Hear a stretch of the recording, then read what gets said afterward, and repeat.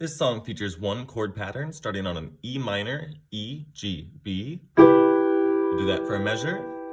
Then we'll get an A major, A, C sharp, E. For another measure, D major, D, F sharp, A. For a measure, and end on B minor, B, D, F sharp. In one hand, that chord progression could look and sound like this. 2, 3, 4, E minor, A, D, B minor, E minor, A major, D major, B minor. In two hands, that chord progression could look and sound like this. A 2, 3, 4.